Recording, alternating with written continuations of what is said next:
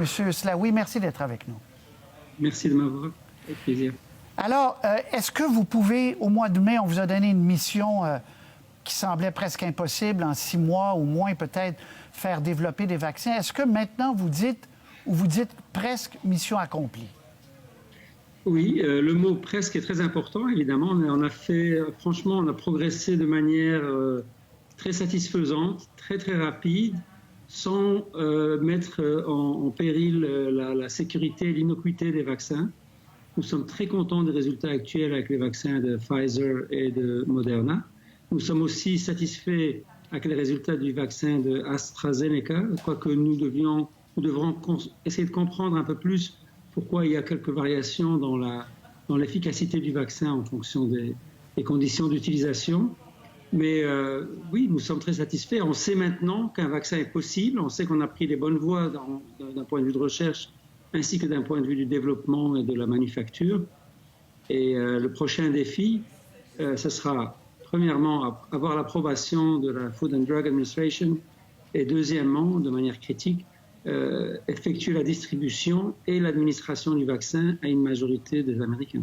Le lendemain de l'approbation de la FDA, vous serez prêt à distribuer des millions de doses de vaccins.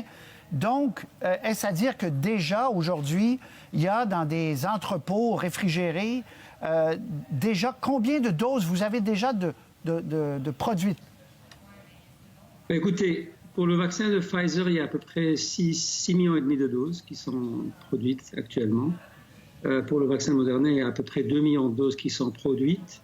Mais le rythme de production au niveau industriel a été établi et d'ici à la fin du mois de décembre, on aura à peu près 20 millions de doses de chacun des deux vaccins. Alors, avant l'approbation par la FDA, on ne peut pas transporter le vaccin. Donc, c'est une minute après l'approbation que les lots de vaccins, par exemple du vaccin de Pfizer, commenceront à être distribués et on va les envoyer directement au travers de l'utilisation de Federal Express, UPS par exemple, vers les adresses que chaque État nous aura données, un certain nombre de doses, une certaine adresse. Si on a les doses et l'adresse, on va envoyer les vaccins là. Et les vaccins seront distribués en proportion de la population de chaque État. Et vous attendez à voir le feu vert de la FDA pour lequel des candidats vaccins? Celui de Pfizer en premier ou celui de Moderna en même temps? Comment vous voyez la séquence? Alors, les deux vaccins vont être vus à 1 semaine d'intervalle. Le 10 décembre, ce sera la revue du vaccin de Pfizer, probablement approuvé le 11. Le 11? Et le 17 décembre sera la revue du vaccin de Moderna qui serait éventuellement approuvé le 18 si tout se passe bien. Et je crois que c'est important qu'on fasse ces deux approbations en séquence, même si elles sont... il y a seulement 1 semaine entre les deux, étant donné qu'en 1 semaine, malheureusement, aujourd'hui aux États-Unis, il y a jusque 14 000 morts, 2 000 morts par jour, donc chaque jour compte.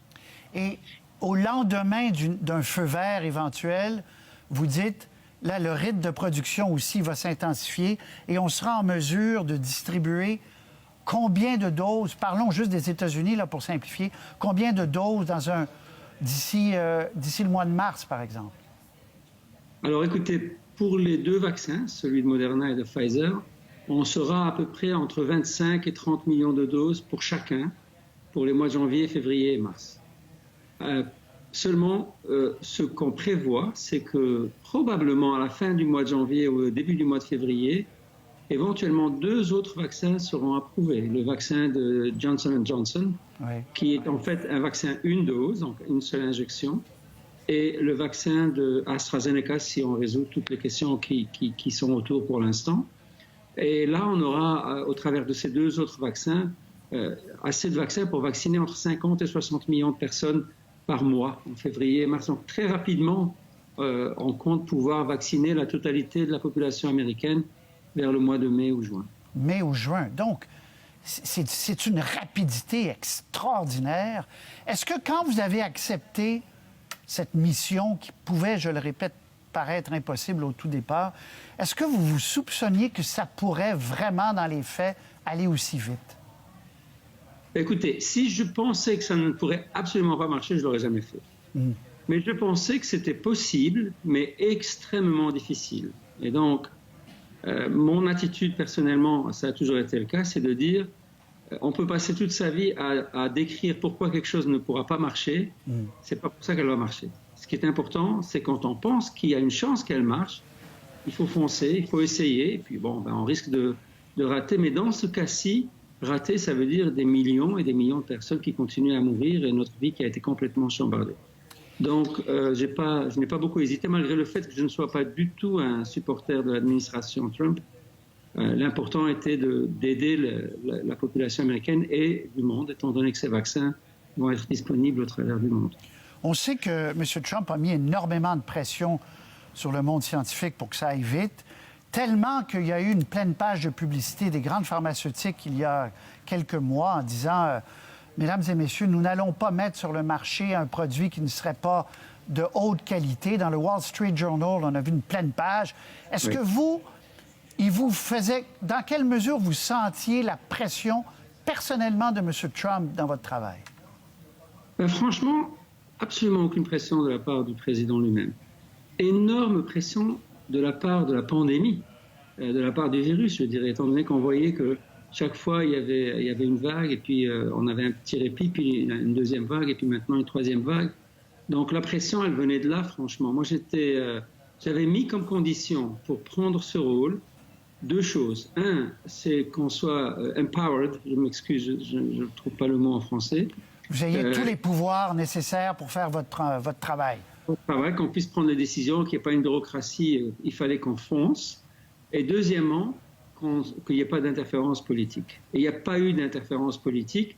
J'étais complètement opaque au discours politique qui se fait à l'extérieur de la part du président.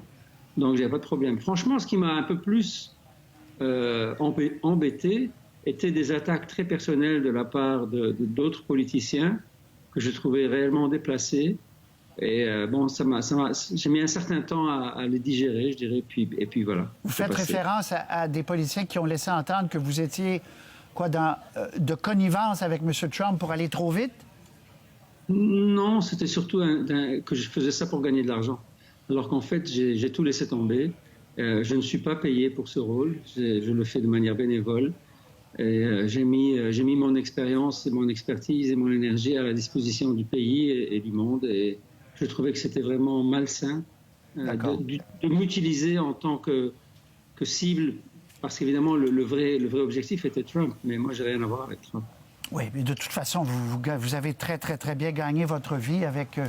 vous aviez un emploi très bien rémunéré. Vous êtes un personnage parmi les 50 les plus puissants, disait la revue Fortune, compte tenu de ce que vous avez fait depuis plusieurs années. Mais je reviens à la vitesse de l'opération. Il y a des gens qui ont des craintes quand même, Dr Slaoui, en disant, est-ce qu'on ne va pas trop vite?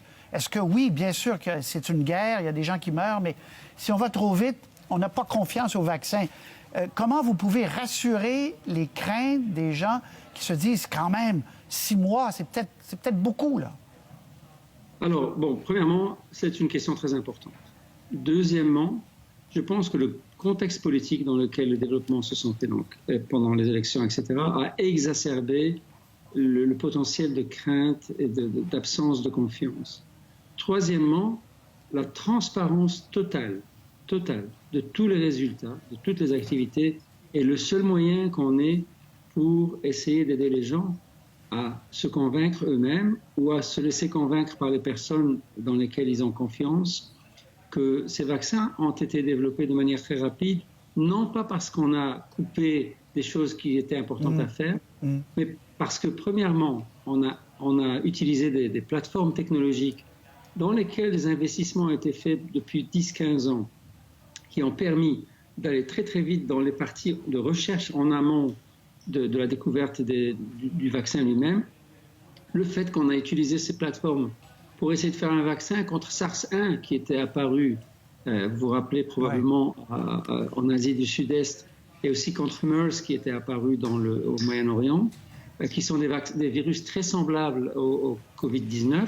Donc on avait en fait énormément d'informations qui nous a permis d'utiliser notre expérience et notre jugement pour aller très vite dans les parties en amont d'aller en clinique. Par contre, dans les aspects de développement clinique, on a fait des études cliniques plus importantes, plus grandes en nombre de personnes immunisées que les études requises pour tous les vaccins qui sont approuvés. Maintenant, il y a une différence.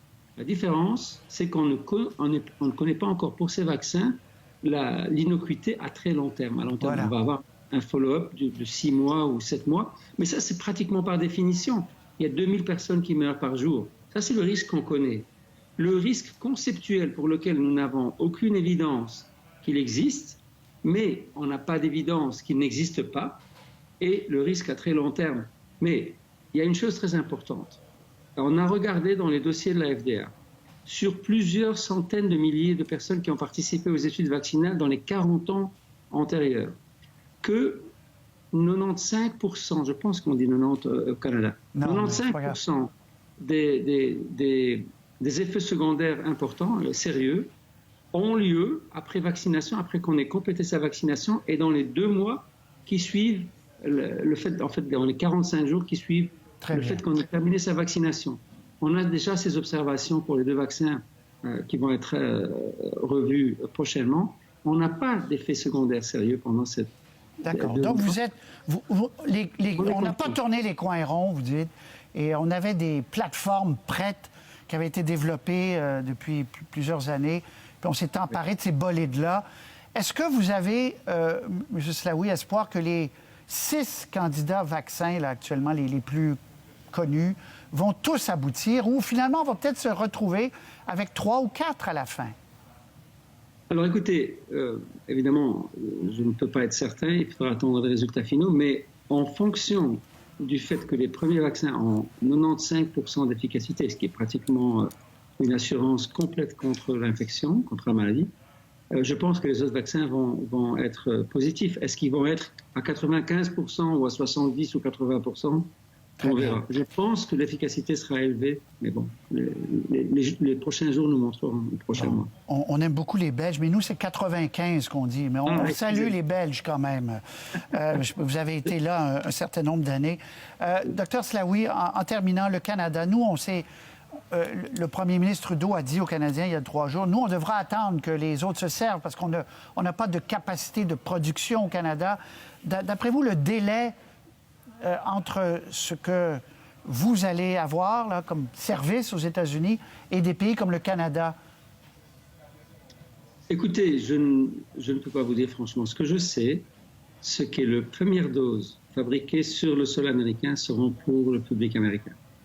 Je pense que c'est raisonnable étant donné qu'on a fait tous les investissements pour le monde, mais de se servir en premier. Par contre, que ce soit pour le vaccin de Pfizer ou le vaccin de Moderna, par exemple, et certainement aussi pour Janssen, AstraZeneca, il y a des centres de fabrication qui fabriquent le vaccin en parallèle en Europe. Je ne pense pas qu'il y en ait au Canada.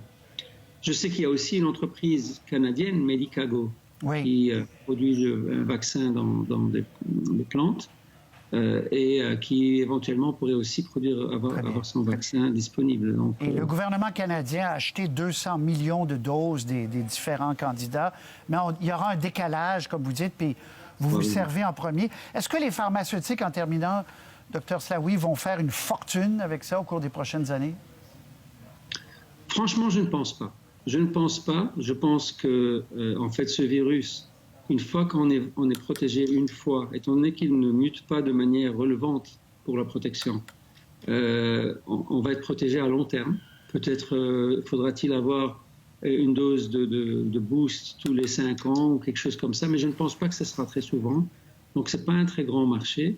Par contre, le point que je ferai, c'est que, en fait, on a la démonstration que l'écosystème de l'académique, les boîtes biotechnologiques et les boîtes pharmaceutiques ont les capacités qu'il faut pour effectivement sauver le monde.